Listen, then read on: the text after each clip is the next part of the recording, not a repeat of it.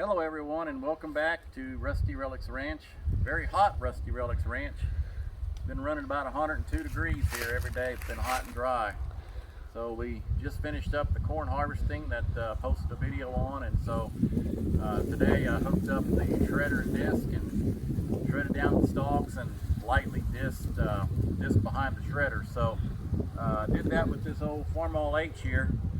I know I featured in a video before. I'm not sure I really said much about it. This is a 1951 H, and it's pretty much all original.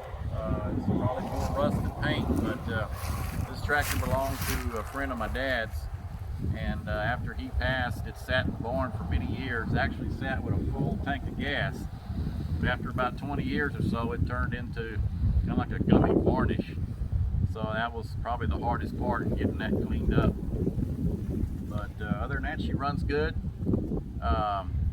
Little tidbit there is usually when I get a tractor that hadn't run for many years, I'll pull the spark plugs out and put a video scope down into each cylinder just to check the health of the internals of the engine there, the sleeves, pistons and whatnot. Anyway, put my scope down one of the cylinders, and there was two geckos in there, or two gecko skeletons.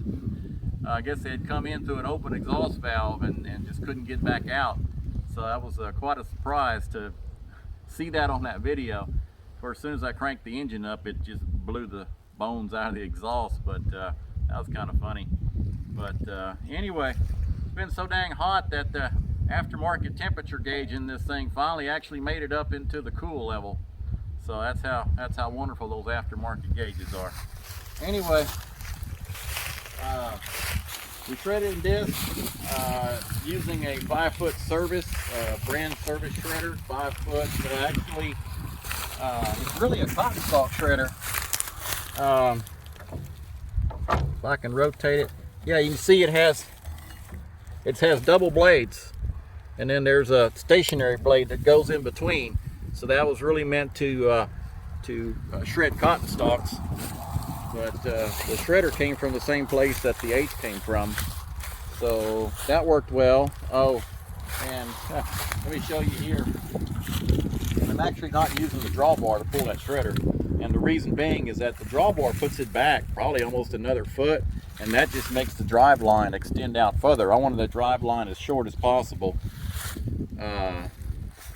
So anyway, it's hooked to the horseshoe drawbar, which is fine. It's not pulling that much. And then also pulling behind here is the International Model 10A disc. And I have it cut about halfway on the easy cutting mechanism there. And also I normally run weights on this disc. I'll put a 50-pound concrete block on each gang. But in this case, I didn't want to disc it flat. I wanted to keep some of the stalks in place in rows so that I can come back with a middle buster and do some middle bustering that I haven't did a video on yet. So that's why I cut it about halfway, took the weights off, and in this sandy ground it still does pretty well.